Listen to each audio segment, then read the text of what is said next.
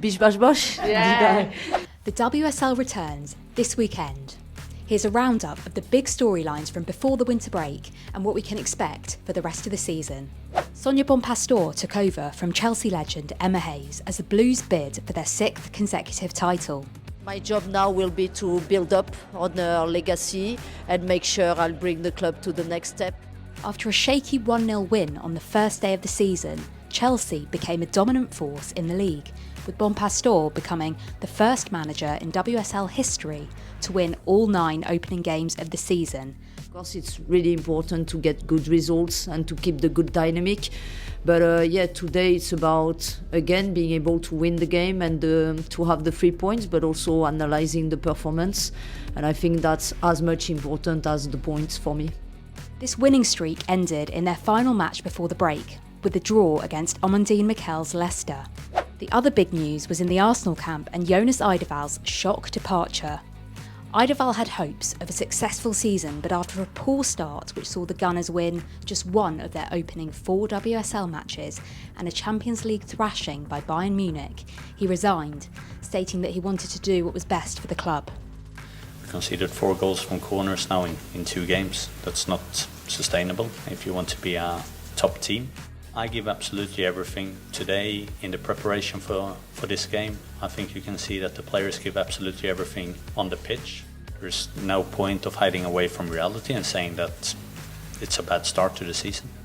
I spoke to him yesterday afternoon, got shocked by the news and was very sad. Assistant manager Renee Slegers took interim charge and turned the results around immediately in an incredible unbeaten run, recording 10 wins and 1 draw across all competitions. They won their Champions League group and now sit 3rd in the WSL table, just 1 point behind Man City in 2nd.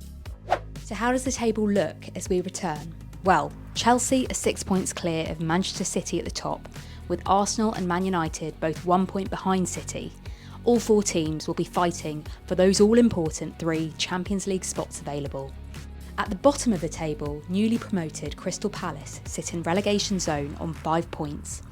They'll be desperate to avoid the fate of Bristol City last year, who lasted just 1 season in the WSL. But it's close at the bottom, so all to play for. At the halfway stage, perhaps unsurprisingly, last year's Player of the Year and Golden Boot winner Khadija Bunny Shaw leads the goal-scoring charts with 9 goals. She's obviously really important to us. Her goals speak for themselves, but it's the other work she does for the team as well. For the first time ever, we have 3 English teams in the Champions League quarter-finals: Chelsea, Man City and Arsenal, with the quarter-final draw to be done on 7th of February. Other talking points from the first half of the season include the dismissal of Robert DePaul at Aston Villa, with Sean Gota stepping in as caretaker manager. So, what can we expect from the second half of the season? Can Chelsea make it another invincible season? This is a feat they achieved in the 2017-18 season.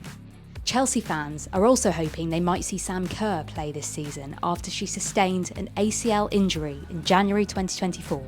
But Bonpastor is yet to put a timeline on her return. We can also expect an announcement on who will become Arsenal's new permanent manager. And could this be the year that an English team wins the Champions League for the first time since 2007? Well, it's all to play for. It's going to be an exciting 2025. Make sure you follow Haters TV for all your women's football needs.